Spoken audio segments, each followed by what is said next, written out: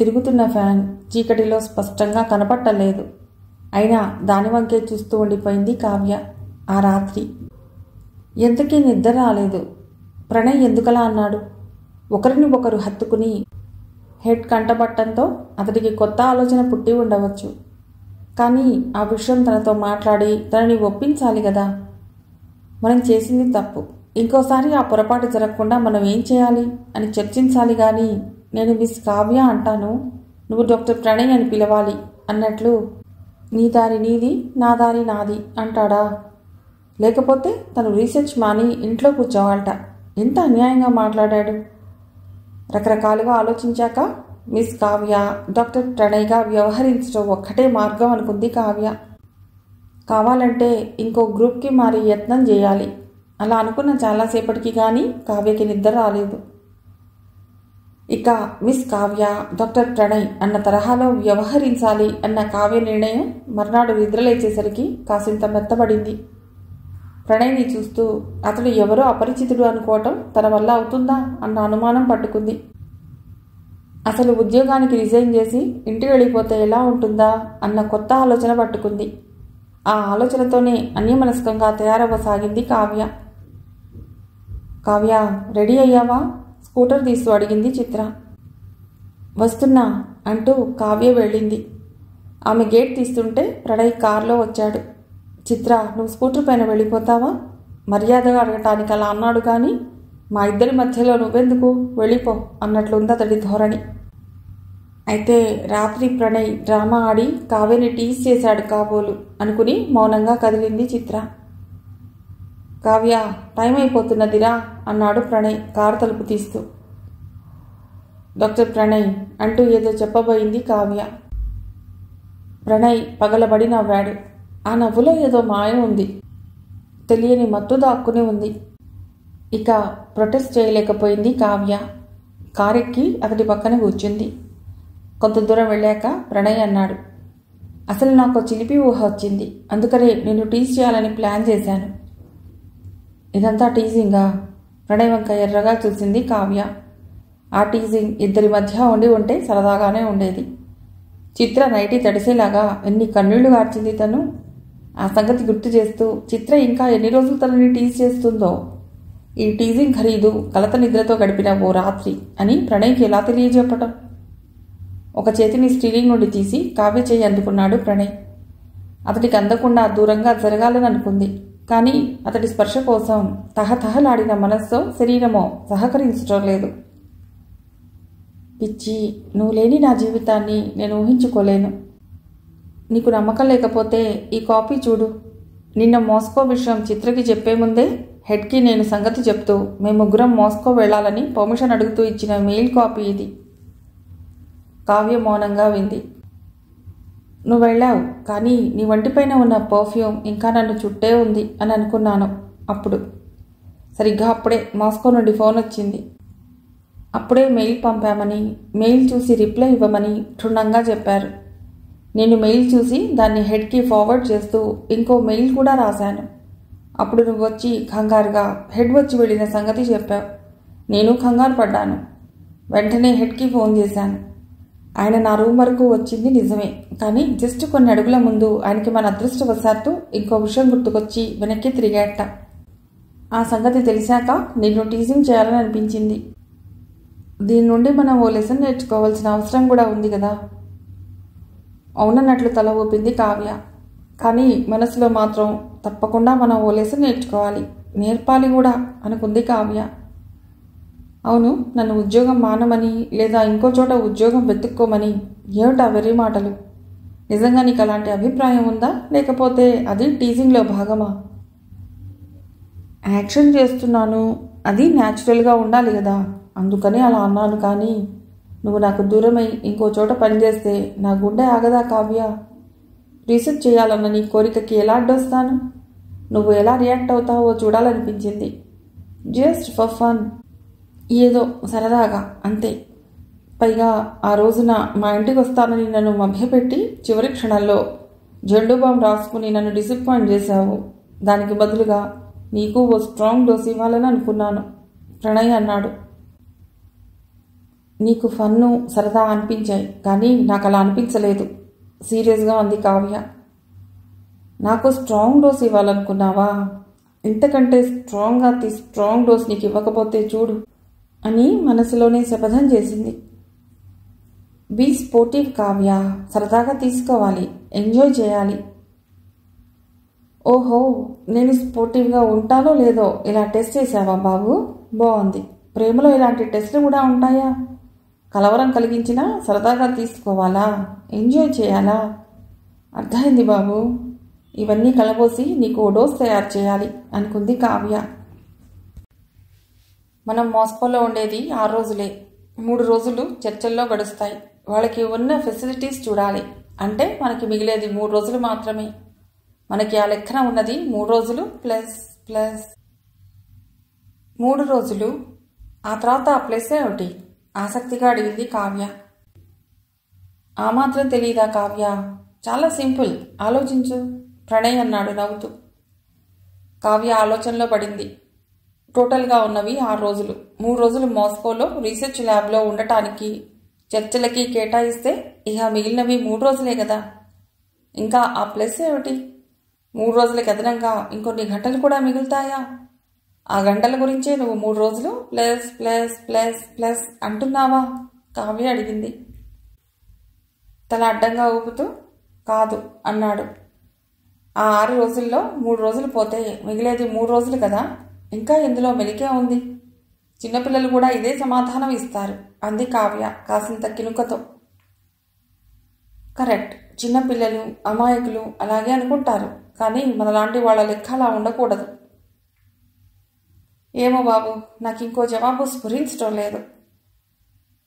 అయితే ఓ పని చేయి, ల్యాబ్కి వచ్చాం కదా, మీ ఫ్రెండ్ చిత్ర సాయం తీసుకో. తన బుర్రైనా కాస్త వికసించిందేమో తెలుస్తుంది. కావ్య మూతి తిప్పింది. నీకే తెలివితేటలున్నాయి అని మిడిసిపడకు డాక్టర్ ప్రణయ్. లంచ్లోగా నువ్వు ఇచ్చిన పజిల్ సాధిస్తాను, సరేనా? డాబు సరిగా అంది. నువ్వు సరైన సమాధానం చెప్తే నువ్వు అడిగింది ఇస్తాను. ఒకవేళ నువ్వు చెప్పలేకపోతే? ప్రణయ్ అడిగాడు. నేను చెప్పకపోవటమా? ఇంపాసిబుల్. సరే, నేను చెప్పలేక ఓడిపోతే నువ్వేం చెప్తే దానికి నేను రెడీ. కావ్య పంతంగా అంది. All the best miss Kavya అన్నాడు ప్రణయ్ కార్ పార్కింగ్లో ఆపుతూ. Thanks for the ride doctor Pranay అంటూ కారు దిగింది కావ్య.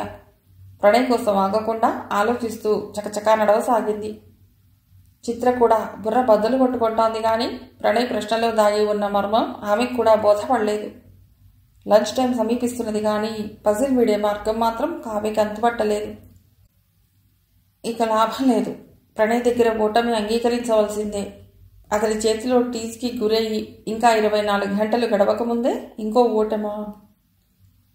సారీ కావ్య, నీకు సహాయం చేయలేకపోయాను. అయినా డాక్టర్ ప్రణయ్ దగ్గర డిఫీట్ అయ్యానని ఫీలింగ్ ఎందుకు అంది చిత్ర. నీకు అర్థమయ్యేటట్టు నేను చెప్పలేను కానీ ఓడాను అని ఒప్పుకోలేకపోతున్నాను చిత్ర అంది కావ్య బాయ్ చెబుతూ. ఆమె ఎక్కువ వేచి ఉండవలసిన అవసరం లేకుండా ప్రణయ్ వచ్చాడు. దగ్గర ఉన్న హోటల్కి వెళ్ళారు. జవాబు తెలిసిందా? ఆర్డర్ ఇచ్చాక ప్రణయ్ అడిగాడు. తెలియలేదు. నువ్వు ఏదో బిల్డప్ ఇస్తున్నావు కానీ 6 - 3 కదా, అంటే ఆన్సర్ 3 రోజులు, అంతకు మించి ఏమీ లేదు. ఆ ప్లస్ ప్లస్ అనేది ఫేక్ అంది బింకంగా కావ్య. కాదు, చాలా మంచి జవాబు ఉంది, ముఖ్యంగా మనకి, మన వయసు వారికి నచ్చే ఆన్సర్ ప్రణయ్ అన్నాడు. నుదురు చిట్లించి ఇంకోసారి ఆలోచించింది కావ్య. మనకి నచ్చే ఆన్సర్ అన్నాడు ప్రణయ్. మనకు నచ్చి అన్న క్లూని పట్టుకుని వెతికినా లాభం లేకపోయింది. కావ్యకి తెలియలేదు. కాఫీ తాగుతున్నప్పుడు ఫైనల్గా అడుగుతున్నాను, ఓడిపోయావా చెప్పు అన్నాడు ప్రణయ్. నోటితో చెప్పడం ఇష్టం లేక సన్నగా తల ఊపింది కావ్య. మరి ఒప్పందం ప్రకారం నువ్వు నేను అడిగింది చేయాలి, రెడీనా? ఏం చేయాలి? మెల్లిగా అడిగింది కావ్య. సాయంకాలం మా ఇంటికి రా. ఇప్పుడు అమ్మ నిజంగా ఇంట్లో ఉంది, అమ్మకి పరిచయం చేస్తాను అన్నాడు ప్రణయ్. ఈ మాత్రం దానికి సవాలు పందెం ఎందుకు బాబు? ఆంటీని కలవటానికి అంటే తప్పకుండా వచ్చేదాన్ని, దానికి ఇంత బిల్డప్ అవసరం లేదు అంది కావ్య. అయితే నువ్వు గుడ్ గర్ల్ అన్నమాట. అంటూ అదోలా నవ్వాడు ప్రణయ్. నేను గుడ్ గర్ల్నే కాదు, ఇన్నసెంట్ గర్ల్ని కూడా. నువ్వు అడిగిన ప్రశ్నకి నువ్వు అనుకున్న ఆన్సర్ ఏమిటో తెలుసుకోకుండా ఓడిపోయానని ఒప్పుకున్నాను. ఇంతకీ సరైన జవాబు ఏమిటి? అది మా ఇంటి దగ్గర చెప్తాను అన్నాడు ప్రణయ్ బిల్ ఫోల్డర్లో నోట్లు పెడుతూ. ఆంటీ ఎదురుగా చెప్తావా? ఇంకో సవాలా? కనుబొమ్మలు ఎగురవేశాడు ప్రణయ్. నీతో పందెం అంటే ఆలోచించాలి బాబు, ఇప్పటి కాగు అంది కావ్య. సరే అయితే ఒక చిన్న అమెండ్మెంట్. అమ్మకి నిన్ను పరిచయం చేయటానికి మన పందానికి ముడిపెట్టనక్కర్లేదు అన్నావు కాబట్టి మా ఇంటికి నువ్వు నీ ఇష్ట ప్రకారమే వస్తున్నావు. పందెం ఓడినందుకు నిన్ను ఏం అడగాలో నేను మాస్కోలో అడుగుతాను, సరేనా? కావ్య ఆలోచించింది. ఒకవేళ దేశం కాని దేశంలో అతడు అడగరానిది అడిగితే? తమ ఇద్దరి మధ్య అడగరానివి అని ఉంటాయా? ఒకవేళ ఉన్నా అతడు హద్దులు దాటి బరితెగిస్తాడా? అయినా హద్దులు దాటకుండా జస్ట్ అలా దాటితే బాగుంటుందేమో. మరి రెచ్చిపోకుండా బరితెగించడంలో మజా ఉందేమో. కావ్య ఆలోచనలు ఒక కొలిక్కి రాలేదు. చివరికి సరే ప్రణయ్ అంది. ప్రణయ్ మొహంలో ఫ్లాష్గా నవ్వు మెరిసింది. అదే ఫ్లాష్ లాగా బుర్రలో ఒక ఆలోచన కూడా మెదిలింది. ఆ నవ్వులో ఏం మత్తుందో, ఏ గమ్మత్తు దాగి ఉందో తెలియదు కానీ కావ్య మెదడులో కూడా ఓ ఆలోచన పుట్టింది. అమ్మా, ల్యాబ్లో కొత్తగా చేరింది కావ్య అని ప్రణయ్ తల్లికి పరిచయం చేశాడు. అంతవరకు సహోద్యోగులని ఎవరిని ఇంటికి తీసుకురాని ప్రణయ్ ఒక అందమైన అమ్మాయిని తీసుకురావటం వెనక కథ ఉంది అని జలజకు అర్థమైంది. కావ్య, నువ్వెన్ని రోజులైంది ఇక్కడ చేరి అని అడిగింది. కావ్య సమాధానం విని జలజ ఓహో అనుకుంది. అప్పటి నుండే ప్రణయ్ ప్రవర్తనలో స్పష్టమైన మార్పు వచ్చింది. హుషారుపాలు ఎక్కువైంది. ఓహో, ఈ అమ్మాయి మూలంగా వచ్చిన మార్పా అని అనుకుని జలజ మురిసిపోయింది. ప్రణయ్ని పక్కగా పిలిచి గుసగుసగా, అప్పుడెప్పుడో ఎవరో అమ్మాయి నీ మీద అభాండాలు వేసిందని భగ్న ప్రేమికుడిలాగా కుమిలిపోయావు. ఆ సంగతులు ఈ అమ్మాయికి చెప్పకు, అపార్థం చేసుకుంటే సమస్య. నాకైతే అమ్మాయి బాగా నచ్చింది. ఎలాగైనా కావ్య దగ్గర నుండి నువ్వు మంచి ఇంప్రెషన్ సంపాదించాలి అంది అమాయకంగా. ప్రణయ్ గుంభనంగా నవ్వాడు. ప్రపంచంలో అత్యధిక బిలియనీర్లు నివసించే నగరం మాస్కో. ప్రపంచంలో అత్యంత ఖరీదైన 10 నగరాల్లో ఒకటి మాస్కో. ప్రపంచంలో ఎక్కువ మంది టూరిస్టులని ఆకర్షిస్తున్న నగరం మాస్కో. అయినా మొదటి 3 రోజులు వాళ్ళు మాస్కోలో టూరిస్టులాగా ఉండలేకపోయారు. ఇన్స్టిట్యూట్ ఆఫ్ న్యూ యాంటీబయాటిక్స్లో ఉన్న ల్యాబొరేటరీలకి, మాస్కో శివార్లలో ఉన్న ఫార్మాస్యూటికల్స్ కంపెనీ ల్యాబొరేటరీకి తిరగటంలో మాస్కోలో మొదటి 2 రోజులు చకచకా గడిచిపోయాయి. ఉన్నత స్థాయిలో ఆధునిక సౌకర్యాలు ఉన్న ప్రయోగశాలలు చూడటం చిత్రకి, కావ్యకి మొదటిసారి. వాటిని సందర్శిస్తున్నప్పుడు ప్రణయ్ చూపించే ఆసక్తి, కొత్త విషయాలు తను తెలుసుకోవటం కన్నా చిత్రకి, కావ్యకి అర్థం అవ్వాలన్నట్లు అతడు ప్రశ్నలు అడిగి జవాబులు రాబట్టడం చిత్ర, కావ్యలకి బాగా నచ్చింది. హోటల్కి వచ్చాక అతడు ఇంకొంచెం సమయం వారితో గడిపి ఇంకొన్ని విషయాలు వివరించేవాడు. 3వ రోజున ప్రణయ్ తాము చేసిన ప్రాజెక్ట్ గురించి పవర్ పాయింట్ ప్రెజెంటేషన్ చేయాలి. 2వ రోజు సాయంకాలం ఆ ప్రెజెంటేషన్ ఎలా ఉండాలని తను అనుకుంటున్నాడో క్షుణ్ణంగా వివరించి కావ్యని ఫైనల్గా ప్రెజెంటేషన్ తయారు చేయమన్నాడు. నేనా సరిగ్గా చేయలేనేమో ఆశ్చర్యంగా అడిగింది కావ్య. మనసులో మాత్రం ఆ పనేదో నువ్వు చేసుకోరాదా ప్రణయ్ బాబు అనుకుంది. మీరు చేసిన పనే కదా, ఎలా వివరిస్తే బాగుంటుందో తెలుసు కదా, ప్రయత్నించు అంటూ ప్రణయ్ వెళ్ళిపోయాడు. చిత్ర, కావ్య కలిసి చాలాసేపు శ్రమించారు. అర్ధరాత్రి దాటే వరకు కష్టపడ్డారు. ఆ మర్నాడు ఉదయమే ల్యాప్టాప్ తీసుకుని ప్రణయ్ దగ్గరికి వెళ్ళింది కావ్య. హాయిగా ఓ నవల చదువుతున్నాడు ప్రణయ్. నీ పని బాగుంది బాబు, మాకు పని చెప్పి నువ్వెంచక్కా రిలాక్స్ అవుతున్నావా అనుకుంది కావ్య. ప్రణయ్, ఒకసారి చూస్తావా అడిగింది. కథ మంచి పట్టులో ఉంది. ఇప్పుడు ఈ పిడకల వేట ఏమిటి అన్నాడు ప్రణయ్ చిరాకు స్పష్టంగా వ్యక్తం చేయకుండా. కావ్యకి కోపం వచ్చింది. పని ముఖ్యమని లెక్చర్లు దంచే మహానుభావుడు హాయిగా రగ్గు కప్పుకుని కాళ్ళు జరుపుకుని నవల చదువుతున్నాడు. కానీ పుస్తకం పక్కన పెట్టి ఒక్క నిమిషం ప్రెజెంటేషన్ ఎలా ఉందో చూస్తే ప్రణయ్ సొమ్మేం పోతుంది అనుకుంది. ల్యాప్టాప్ పక్కన ఉన్న టేబుల్ పైన ఉంచి వెనక్కొచ్చింది. మనం రాసింది డాక్టర్ ప్రణయ్కి నచ్చిందా? కుతూహలంగా అడిగింది చిత్ర. కావ్య మూతి తిప్పింది. ఆయనకిప్పుడు తీరిక లేదట, చూడను కూడా చూడలేదు క్లుప్తంగా అంది.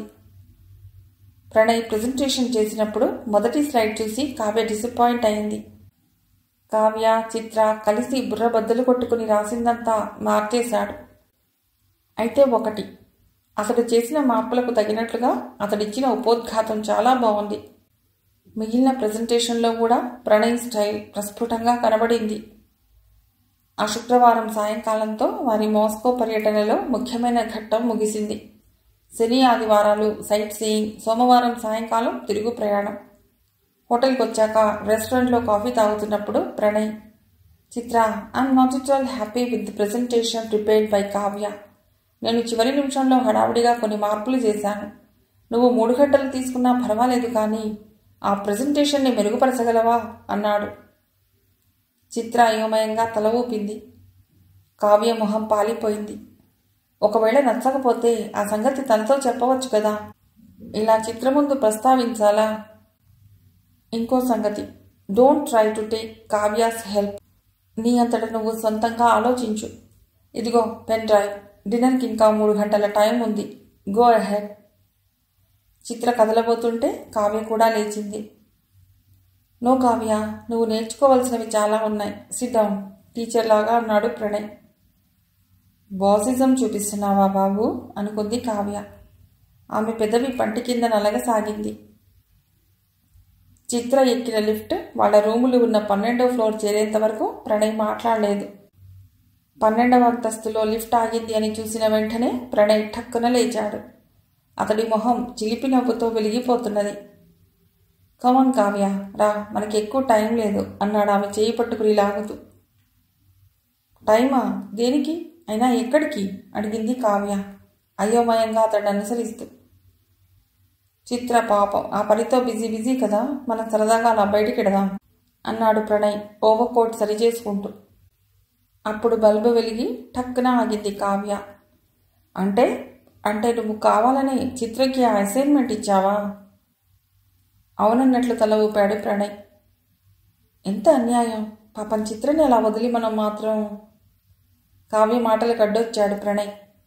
మన మధ్య చిత్ర ఎందుకు పానకంలో పుడకలాగా?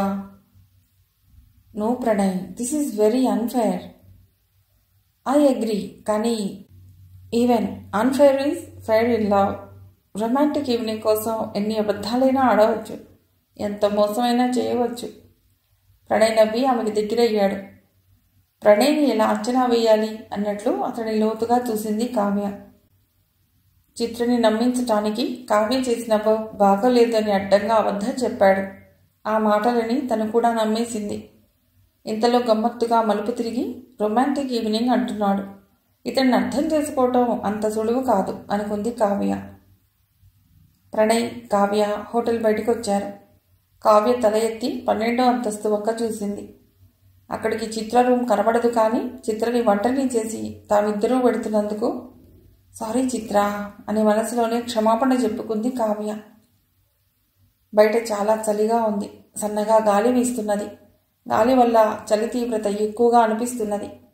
చేతులు కొంకర్లు పోతున్నట్లు అనిపించడంతో కోట్ జేబులో ఉన్న గ్లౌస్ తీసివేసుకుంది కావ్య. జేబులోంచి మెట్రో మ్యాప్ తీశాడు ప్రణయ్. అంతా రష్యన్లో రాసింది. మందమైన టోపీ ఉండటంతో బుర్ర గోక్కోవటం కుదరదు కాబట్టి చెంప గోక్కున్నాడు. వినోదంగా అతడిని చూస్తున్న కావ్య సాయం చేద్దామనుకుంది, కానీ చివరి నిమిషంలో వద్దులే అనుకుంది. టైం చూసుకున్నాడు ప్రణయ్. మెట్రో అయితే చాలా టైం పడుతుంది, ట్యాక్సీలో పెడదాం అంటూ ట్యాక్సీ పిలిచాడు. జేబులోంచి ఇంకో కాగితం తీసి అది డ్రైవర్కి చూపించాడు. డ్రైవర్ తల ఊపి జిలిజే అన్నాడు. ప్రణయ్ ప్రశ్నార్థకంగా కావ్య వంక చూశాడు. గెట్ ఇన్ అని అర్థం అనుకుంటాను అంది కావ్య. ఆమె ట్రాన్స్లేషన్ సరి అయినదే అన్నట్లు డ్రైవర్ వంగి వెనక తలుపు తీశాడు. ఇద్దరూ ఎక్కాక టాక్సీ కదిలింది. ఎక్కడికి వెళ్తున్నావు అడిగింది కావ్య. ఇలా ప్రశ్నలు అడగటం వచ్చు, కానీ పాపం పిల్లాడు చలితో మడుకుతున్నాడు, కొంచెం దగ్గరగా జరుగుదాం, అతనికి చలి తగ్గిద్దాం అన్న ఆలోచన పుట్టదా నీకు? ప్రణయ్ ఫిర్యాదు చేశాడు. కావ్య నవ్వింది. ఇంత మందమైన కోట్లు వేసుకున్నాక దగ్గరైనా దూరమైనా తేడా ఉండదు బాబు. తేడా ఉందో లేదో పరిశోధన కోసం ప్రయోగాలు చేద్దామా అన్నాడు ప్రణయ్. ఆమెకి బాగా దగ్గరే. ప్రణయ్ భుజం పైన తలవాల్చింది కావ్య.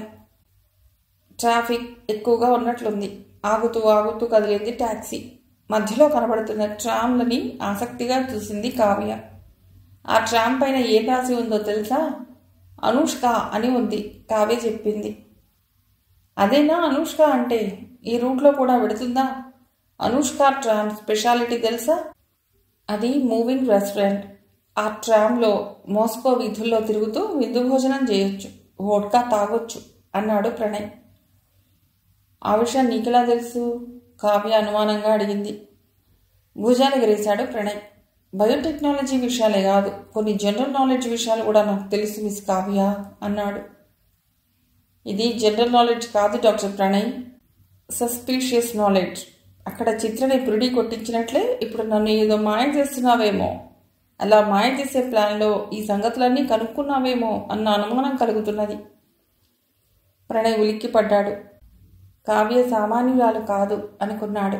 ఆమెని డైవర్ట్ చేయటానికి కనబడ్డ బోర్డులపైన రష్యన్లో ఏం రాసిందో అడగసాగాడు.